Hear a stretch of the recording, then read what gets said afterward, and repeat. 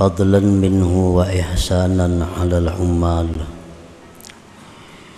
أشهد أن لا إله إلا الله وحده لا شريك له ذو العزة والجلال. وأشهد أن سيدنا محمدا عبده ورسوله المنقذ من الضلال. اللهم صل وسلم وبارك على سيدنا محمد صاحب البهجة والجمال وعلى آله وصحبه وذريته وأتباعه إلى يوم لا ينفع فيه الأموال. أما بعد.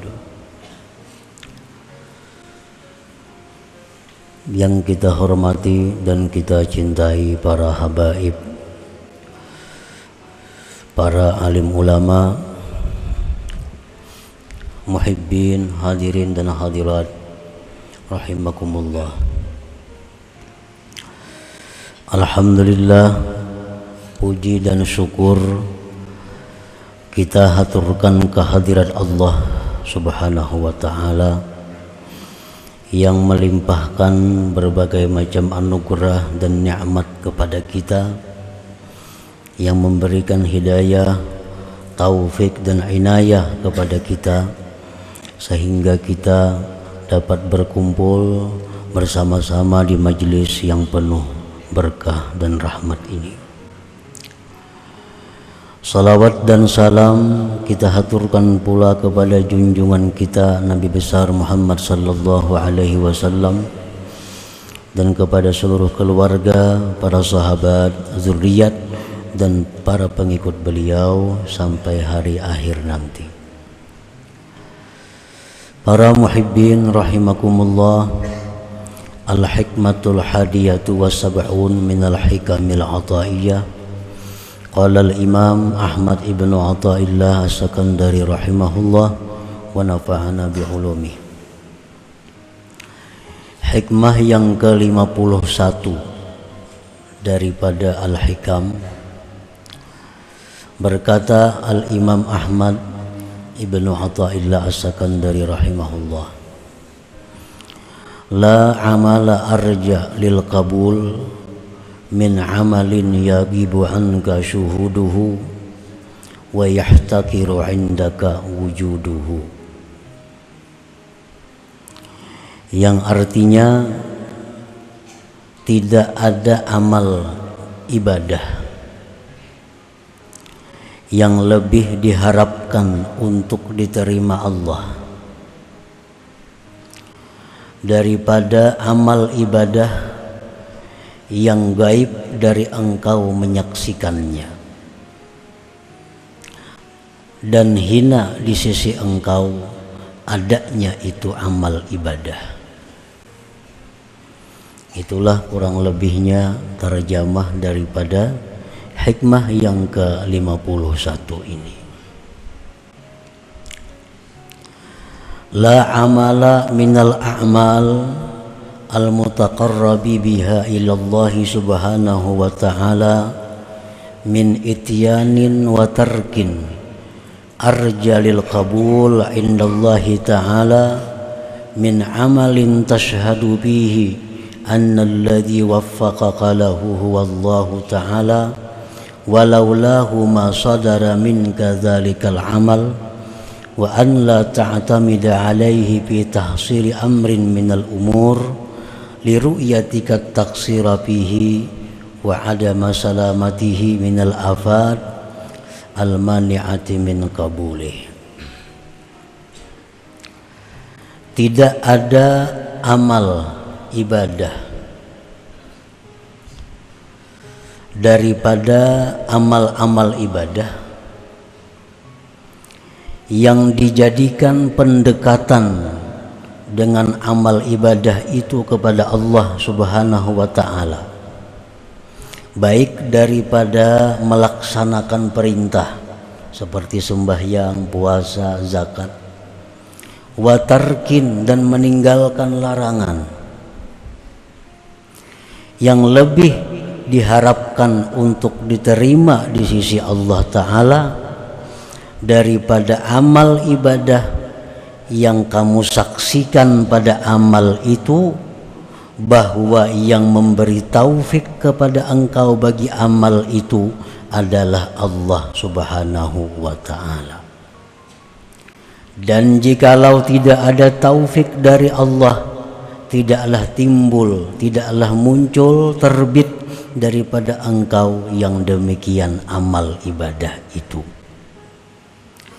Dan bahwa tidaklah engkau berpegang atas amal itu pada menghasilkan perkara daripada perkara-perkara, karena melihatnya engkau akan kekurangan pada itu amal, dan melihatnya engkau tiada selamat itu amal daripada penyakit-penyakit yang mencegah bagi diterimanya amal itu.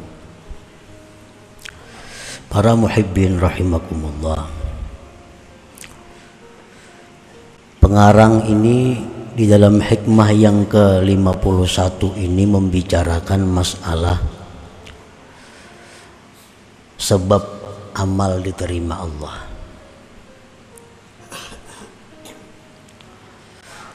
Amal kita itu banyak sebabnya, syarat-syaratnya agar bisa diterima oleh Allah. Selepas kita melaksanakan kewajiban kita. Amal ibadah yang kita lakukan apabila cukup syarat rukunnya, terhindar daripada yang membatalkannya, maka amal ibadah itu sudah dikatakan sah. Sembahyang contohnya, puasa, zakat, bila syarat-syaratnya sudah kita laksanakan, rukun-rukunnya kita penuhi, pembatal-pembatalnya dijauhi, maka ibadah sembahyang puasa itu sah. Namun apakah yang sah itu diterima oleh Allah? Karena setiap yang sah itu belum tentu diterima Allah. Untuk bisa diterima Allah, amal ibadah ini memerlukan lagi syarat-syarat yang lainnya. Di antara sekian syarat-syarat yang bisa membawa amal ibadah kita ini diterima Allah, maka syarat yang paling diharapkan untuk bisa diterima Allah dua hal. Yang pertama, amal ibadah yang kita saksikan pada amal ibadah itu taufik Allah, pertolongan Allah, rahmat Allah. Nah, apabila kita melakukan satu ibadah yang kita pandang adalah bahwa ibadah yang kita lakukan itu merupakan taufik Allah kepada kita. Ibadah yang kita perbuat itu merupakan anugerah yang diberikan kepada kita. Nah, bukan ibadah itu merupakan dari diri sendiri. Apabila kita bisa memandang ibadah kita itu sebagai anugerah Allah, apabila kita bisa memandang bahwa ibadah itu adalah taufik Allah, bukan dari diri kita sendiri, nah ini harapan kuat ibadah itu diterima Allah. Harapan kuat.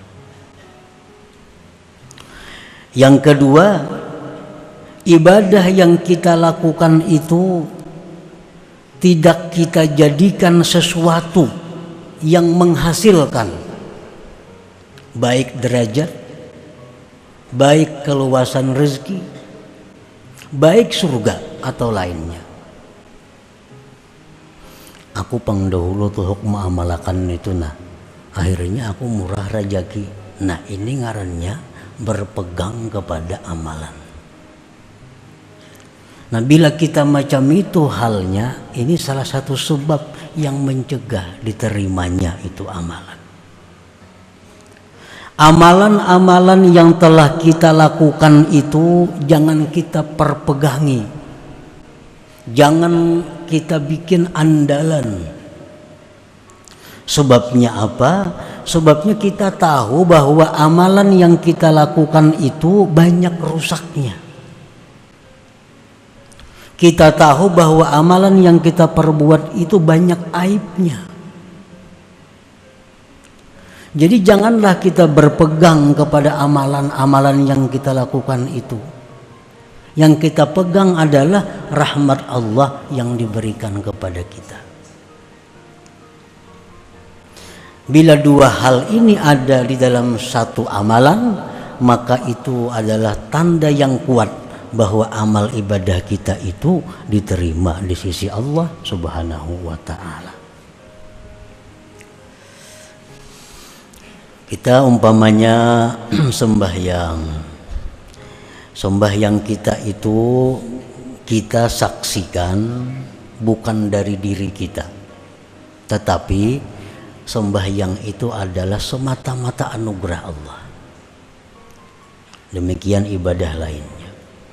Yang kedua, sembahyang itu kada bisa aku jadikan sebagai alat, aku jadikan sebagai sebab untuk mencapai sesuatu. Karena sembahyangku itu banyak rusaknya. Jadi yang aku harapkan bukan dari sembahyang itu, yang kuharapkan adalah rahmat Allah yang melimpah kepadaku. Nah, bila dua hal itu ada pada satu sembahyang, maka sembahyang itu harapan besar diterima oleh Allah Subhanahu wa ta'ala. Allah Subhanahu wa ta'ala berfirman, "Walaula fadlullah alaikum wa rahmatuhu ma zaka minkum min ahadin abada." Andai kata tidak ada anugerah Allah atas kamu, tidak ada rahmat Allah atas kamu, tidaklah bersih dari kamu seseorang jua pun. Nah, seandainya tidak ada anugerah, tidak ada rahmat Allah kepada kita, kita kada kawa sembahyang, kita kada kawa puasa, kita kada kawa berzakat, kita kada kawa menuntut ilmu. Kenapa kita bisa menuntut ilmu? Itu karena anugerah Allah. Nah, anugerah itulah yang kita pandang dalam setiap amal ibadah kita. Jangan kita pandang diri kita.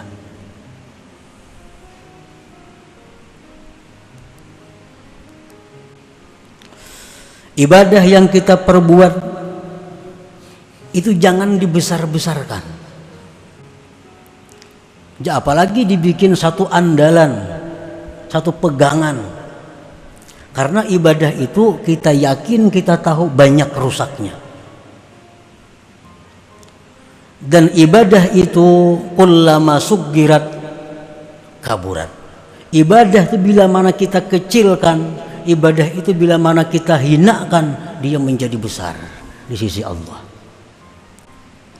Wa idza kubbirat sagurat. Ibadah itu bila kita besarkan, ibadah itu bila kita andalkan, dia jadi kecil di sisi Allah, bahkan bisa tidak ada sama sekali di sisi Allah.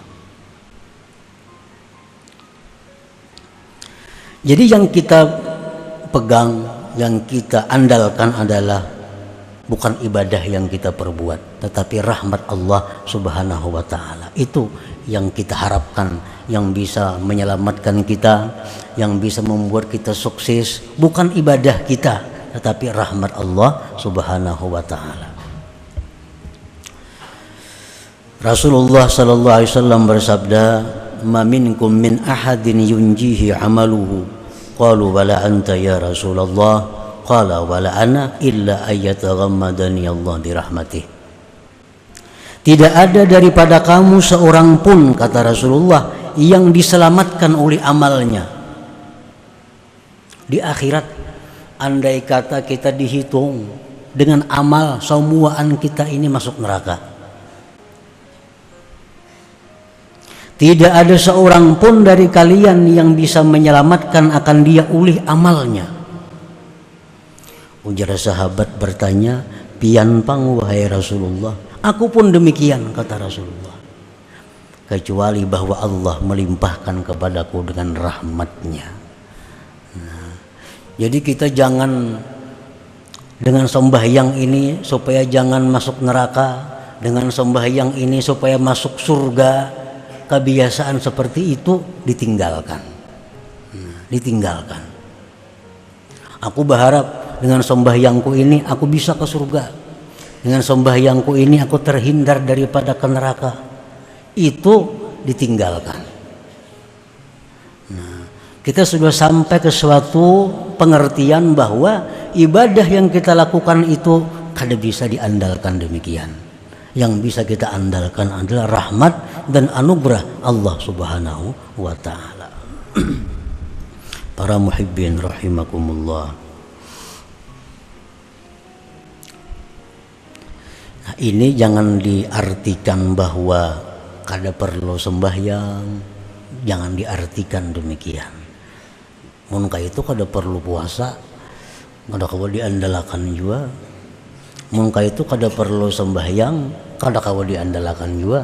Nah, bukan diartikan demikian. Sembahyang puasa itu adalah kewajiban kita yang mesti kita laksanakan sebagai hamba Allah.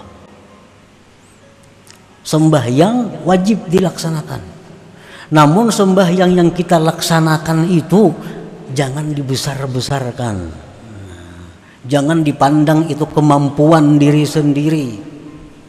Sembahyang kita laksanakan, tapi kita pandang itu anugerah Allah. Kita pandang bahwa itu adalah rahmat Allah. Bukan meninggalkan sembahyangnya. Nah, ini hanya mengalihkan pemahaman, mengalihkan i'tikad kita yang selama ini bahwa kita anggap dengan sembahyang itu kita ke surga. Dengan sembahyang itu kita selamat dari neraka. Padahal tidak demikian. Padahal kada macam itu. Nah, sembahyang ini adalah tugas kita. Puasa adalah kewajiban kita. Mengenai kita ini ke surga, mengenai kita ini selamat dari neraka, itu semata-mata rahmat dari Allah Subhanahu wa ta'ala. Para muhibbin rahimakumullah. Man amila amalan wa lam yashhad anna Allah waffaqahu lidzalikal amal bal min nafsihi fahuwa mu'jibun bi amalihi. Orang yang mengerjakan satu ibadah, puasa, sembahyang, bersedekah, dan dia tidak menyaksikan bahwa Allah yang memberi taufik dia kepada itu ibadah. Ini kadang memandang ibadah yang dia lakukan itu taufik Allah. Kadang memandang itu. Yang dia pandang adalah dirinya sendiri. Bahwa mu'jib bi amalihi, itu orang ngarannya ujub dengan amalnya. Aku bersedekah, aku sembahyang, aku naik haji, tapi lupa kepada anugerah Allah. Nah, lupa kepada pemberian Allah, pertolongan Allah. Maka ini orang adalah mu'jib, ujub. Nah, bukan kita kada boleh ba'aku, itu bukan. Jangan diartikan bila ba'aku itu ujub, kada demikian. Ba'aku itu atau ba'kami itu disuruh. Jangan ditiadakan aku dan kami. Tetapi yang dikehendaki itu adalah setiap aku dan kami yang kita ucapkan bahwa diselimuti zahir dan batin aku dan kami itu dengan pertolongan Allah. Jangan kada ba'aku itu meniadakan nang ada. Jangan kada ba'kami itu meniadakan nang ada. Kita disuruh ba'aku, disuruh ba'kami, tapi dengan aku yang diciptakan Allah, dengan aku yang tidak bisa lepas daripada pertolongan Allah. Ayo ba'aku.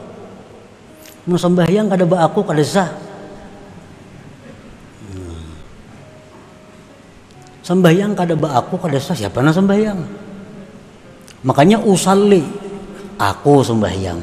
Ba aku. Tapi aku ini adalah aku yang diciptakan Allah dan aku yang tidak bisa lepas dari pertolongan Allah.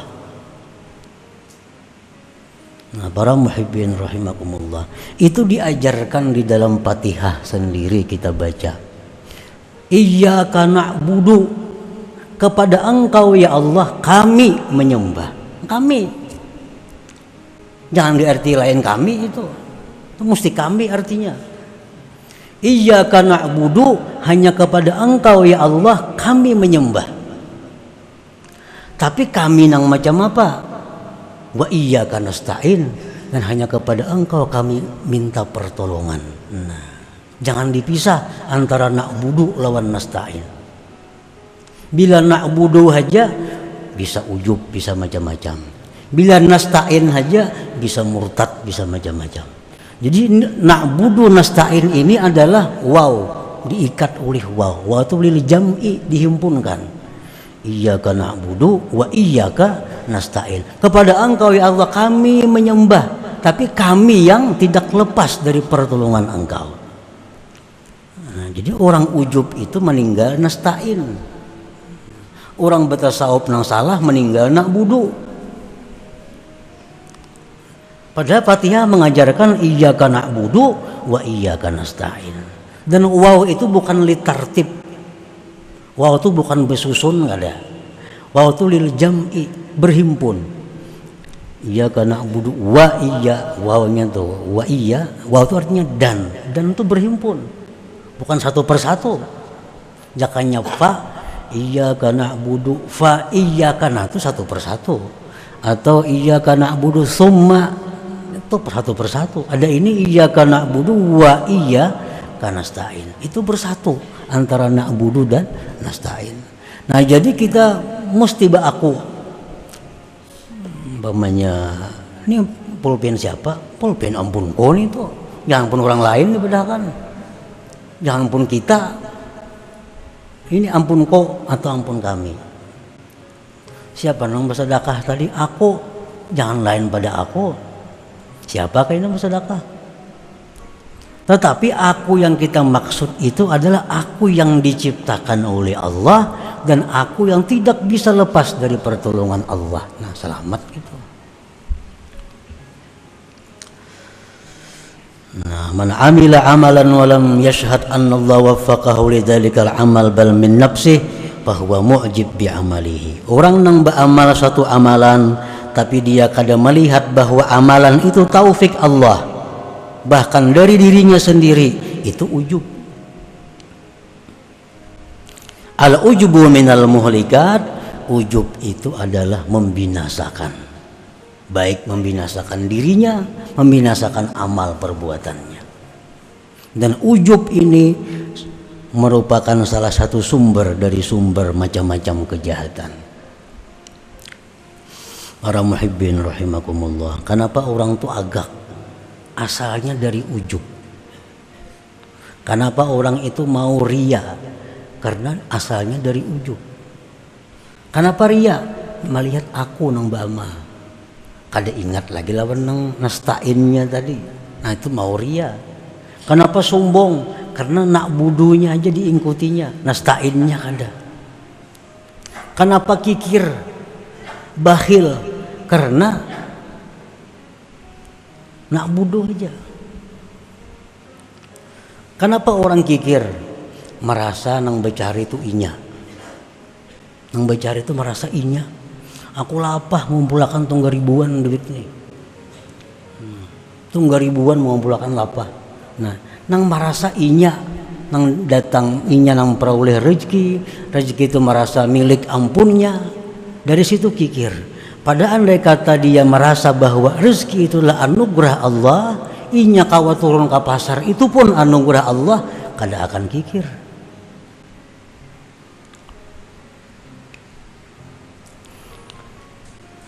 Qala Nabi sallallahu alaihi wasallam, "Thalathun muhlikat, syuhun muta, wa hawan muttaba' wa ijabul mar'i binafsih. Ujar Nabi, 3 hal yang membinasakan manusia ini. 1, sifat kikir yang ditaati. Sifat kikir itu sebenarnya kadang membahayakan. Nang membahayakan tuh karena ditaati.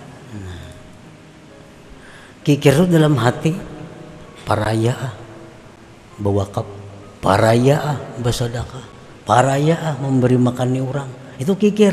Itu kadang jadi masalah. Nang masalah tuh dituruti. Nah, itu masalahnya.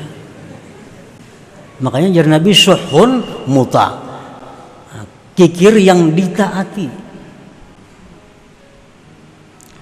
Wa hawan muttaba', hawa nafsu yang diikuti. Hawanya sama juga kalau jadi masalah. Hendak itu, hendak ini, hendak macam-macam. Kamu kalau diturutin apa ada? Nang bahaya itu yang muttaba' diikuti.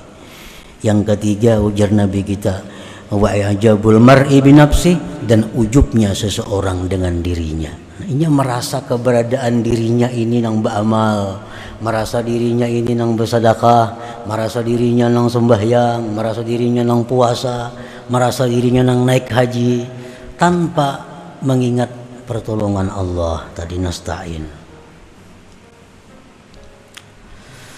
Qala Isa alaihi wa ala nabiyyina as-salatu wassalam, kam min sirajin qad atfa'athu ar-rih wa kam min 'abidin qad afsadahu al-ujub. Nabi Isa berkata, berapa banyak lampu yang dipadamkan oleh angin, berapa banyak orang yang ahli ibadah dirusak oleh ujub itu. Salah satunya orang nang dulunya taat kemudian rusak adalah Qarun. Qarun nang di zaman Nabi Musa alaihissalam. Nah, Qarun ini sudah tahu semuaan manusia paling sugih. Harta berlimpah ruah diberikan Allah kepada Qarun. Dinasihati oleh Nabi Musa. Ujar Nabi Musa, wahai Qarun, itu ambisi harta banyak, cari akhirat. Nah, jangan kikir. Harta banyak diberi Tuhan. Nah, tuntut akhirat dengan harta itu. Apa jawaban Qarun? Allah mengisahkan dalam Al-Quran. Qala innama utituhu ala ilmin indi. Ujar Qarun, aku ini banyak punya harta, memang aku pintar. Aku pintar karena ada ilmu yang ada pada diriku, sehingga aku banyak punya harta. Qarun lupa menyandarkan itu kepada Allah Subhanahu wa ta'ala. Padahal siapa yang memberi ilmu itu adalah Allah. Dari mana datangnya rezeki? Dari Allah. Sehingga Qarun itu menentang kepada Nabi Musa. Aku punya harta ini karena aku punya ilmu, ujar Qarun. Akhirnya apa? Si Qarun karena ujubnya itu, karena mengakuinya itu tanpa mengakui pertolongan Allah,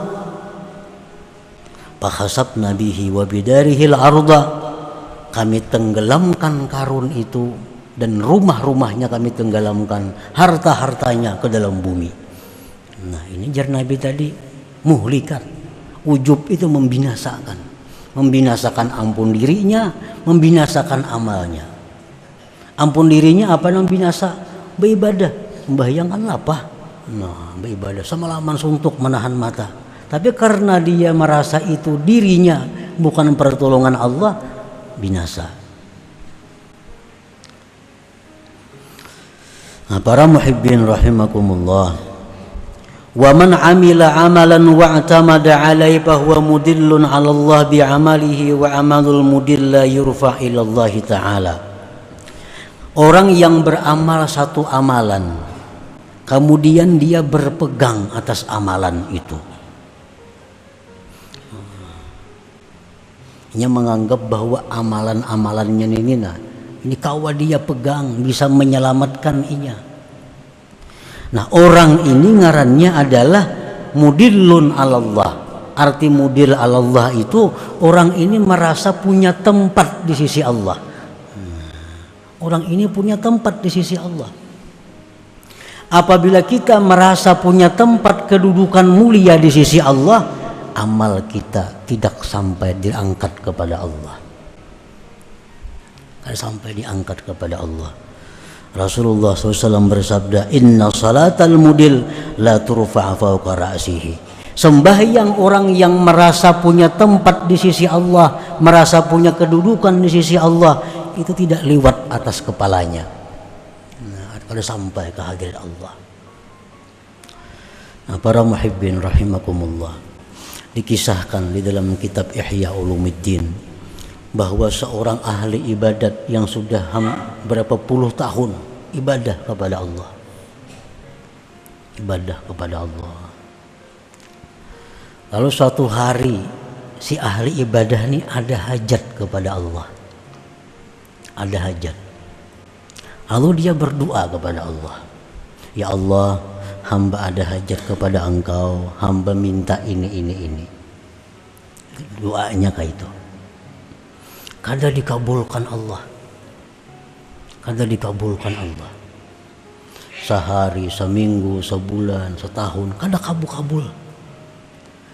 Lalu ujar si ahli ibadah ini, kalau aku minta kepada Allah, doaku tuh kada dikabulkan Allah, berarti aku ini orang yang jahat di sisi Allah.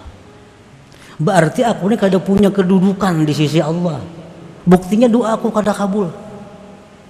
Jakanya aku ini ada kedudukan di sisi Allah, doaku tuh kabul. Ini menunjukkan bahwa aku tidak punya kedudukan apa-apa di sisi Allah. Buktinya doaku kada kabul. Nah, Allah Subhanahu wa ta'ala menurunkan malaikat untuk menemui ahli ibadat ini. Katakan kepada ahli ibadat bahwa kamu merasa tidak punya kedudukan di sisi Allah. Itu lebih afdal daripada ibadah kamu yang 60 tahun itu. Kita beribadah 100 tahun, lalu kita merasa punya ada pangkat di sisi Allah, ini hancur ibadah kita. Kenapa? Karena kita ada mengandalkan ibadah. Nah, para muhibbin rahimakumullah.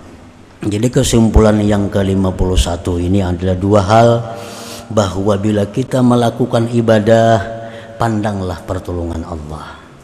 Pandanglah anugerah Allah yang membuat kita bisa demikian. Jangan kita pandang kekuatan kita. Banyak yang lebih kuat dari kita, tapi kada bisa beribadah karena tidak ada anugerah Allah. Anugerah Allah. Yang kedua, amal ibadah yang kita perbuat itu jangan diagung-agungkan, jangan dibesar-besarkan. Tetapi sebaliknya, bahwa amal yang kita lakukan itu banyak cacatnya, banyak kurangnya, sehingga kada punya harga. Nah, bila demikian amal ibadah itu, maka ini akan jadi modal yang kuat untuk diterima di sisi Allah Subhanahu wa ta'ala. Nah, kemudian hikmah yang ke-52 ila hadratin Nabi sallallahu alaihi wasallam. Al-Fatihah.